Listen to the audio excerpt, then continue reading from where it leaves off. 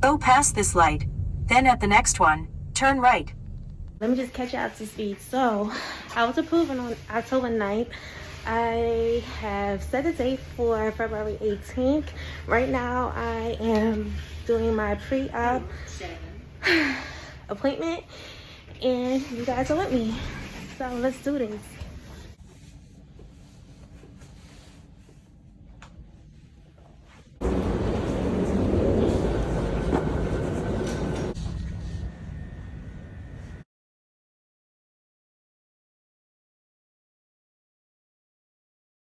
Hey, what's up? It's A-Tangle, and we're checking back in a week later. I'm sorry, guys. Listen, I recorded everything hours after my pre-op, the same day and everything, and I wasn't feeling the content, so we had to revisit this because I want you guys to have the best breakdown and everything.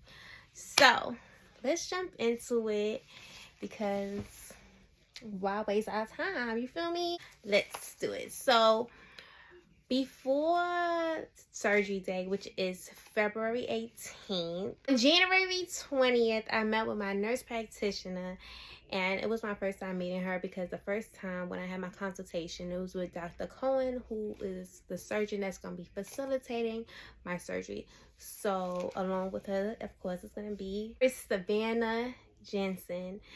And I have to say, these two women, they're amazing. I got great energy from them, and it was really informative. Things I didn't think to ask, they was just she was just giving it to me, and I really do appreciate it. I appreciate her time, and it's lit. So excited. So when I first got there, she just gave me a rundown like, do you take any drugs? I was kind of like, no. Do you smoke? Are you a smoker? I was like, no, just on occasions. But I do smoke on occasions. But I'm not a smoker, so why would I say I'm a smoker? Like, I just feel like that's just too much. So she was like, you don't want to smoke because it will mess up the results. I was like, say nothing, bitch. And ain't nothing come close to these lips. So no smoking. Say nothing. I had to ask, like, drinking. When do I stop drinking? Since we on the drugs thing. When we stop drinking, she said, you can stop drinking a week before surgery. I'm like, okay. No problem. And you don't want to mix your pain meds and stuff when after surgery. So just throwing it out there. I was like, oh, okay. Okay. Then she also asked if I'm taking any herbal medicines. Am I taking my vitamin D? Because I do have a vitamin D issue. I was like, no, I'm not taking no medicines. Currently, I'm not taking no herbal. So I had to ask because my herbal is sometimes Sene. And Sene is when you cleanse your system. So I was like, hold on, I can't clean my system out? What were you doing? She said, no. I was like, okay. All right. I'm not going to. Or whatever, because I don't want to mess up anything. Like, I really do want this. I'm not gonna be a hard-headed. I'm not gonna freaking try to challenge you to some shit. No, if you say no, don't do it, guess what? She ain't doing it, and that's on her. The fuck? I don't know why people be getting. Anyways, yeah.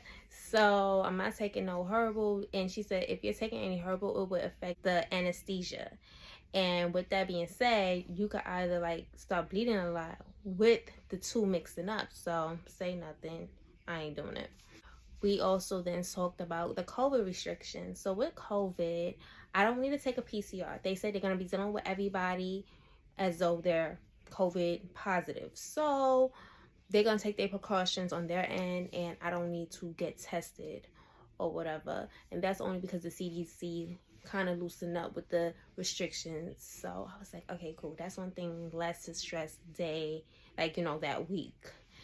So I was like, all right, cool. She also shared that I would know what time to come for surgery the day before. Only because if emergency surgery was to pop up, they will want to move according, so everything's in a timely fashion. So just to not book or overbook, they was like, we'll let you know the day before. I don't know how I feel, but I don't have a choice. So I'm not going to go into emotions like, I feel this way. Well, you're going to have to feel that way because that's just what it is. I'm learning that. So we ain't stressing it. It is what it is. And we will just need a 12 hours, no eating or whatever, because of course you're going into surgery. So yes. As well as, all right, since we're on COVID restrictions, they also shared that my visitor, like who's supposed to drop me off, they cannot stay in the room with me after surgery for too long. They'll see you, hey, hi, couple of minutes, you know, cool, and then they go back to the waiting room. I was kind of sad because it's like now everything is really starting to feel real. Like, oh my God, this is about to happen, bruh.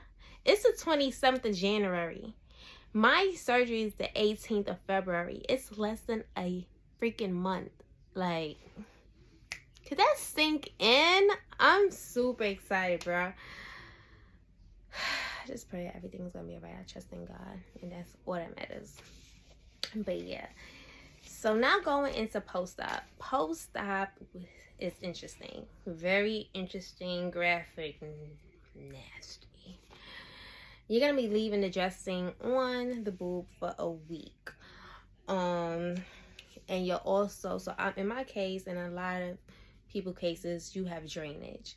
You're going to have the drainage for a week, and I have to record and measure the blood and drain it out and add it all up and just keep it. I'm going to have a record of everything to then bring in during my first week.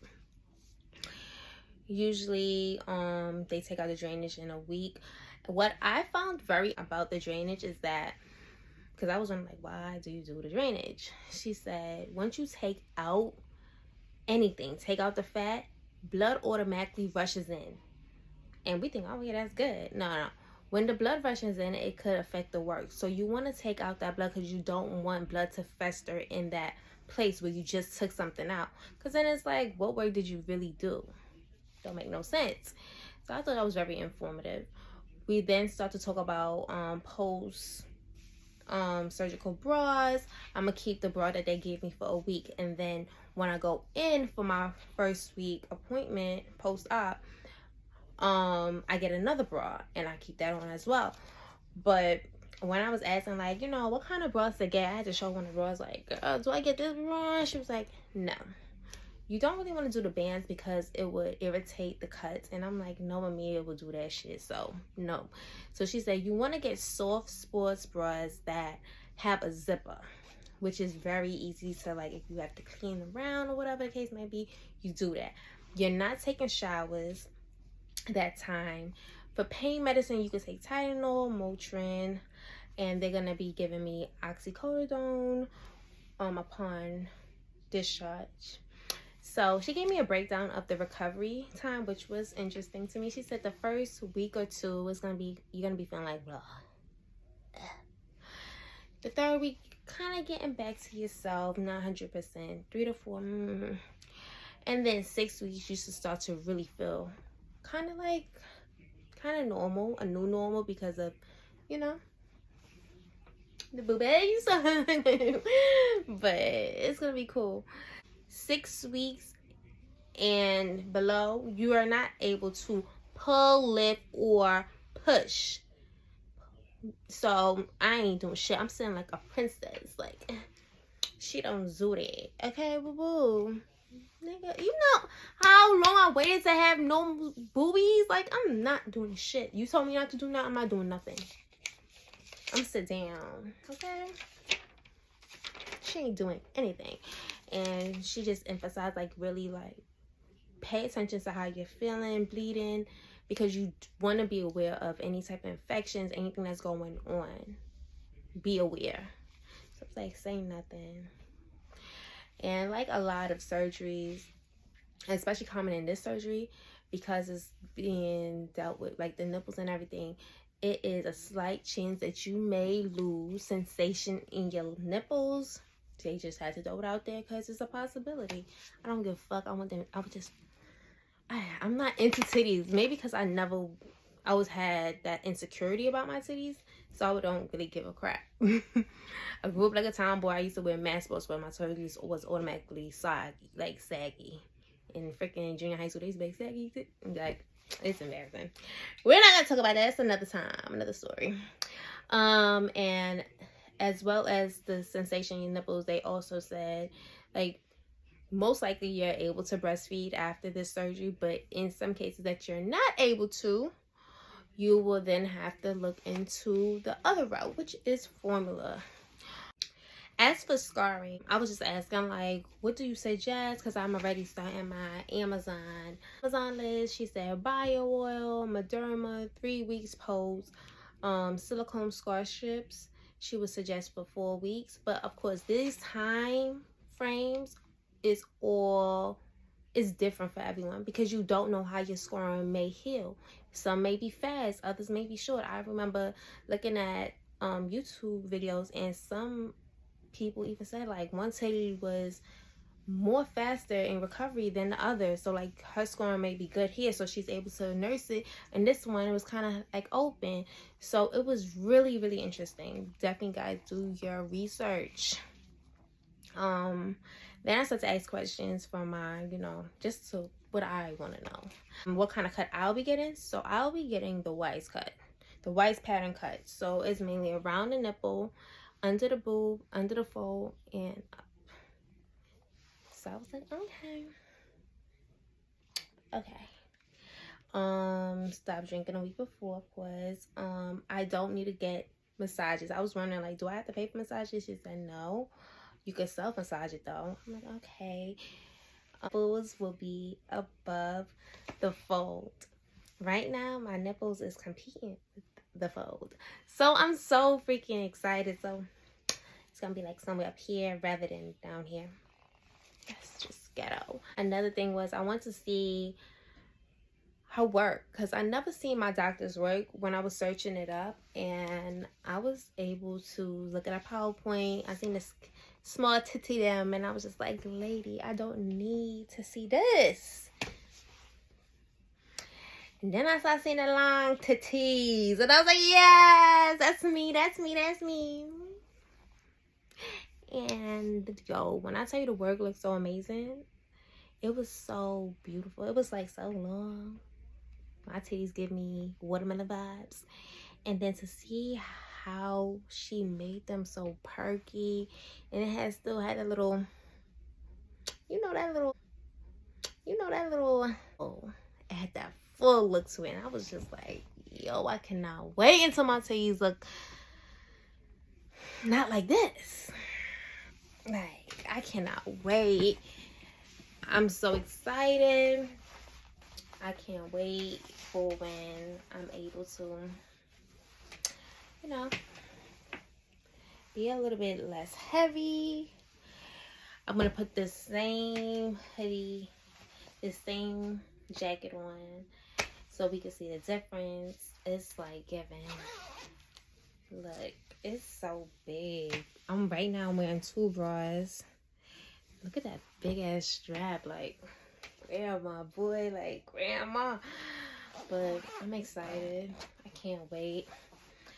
Pray for me and for the big titty gal them that know the struggle that I'm going through.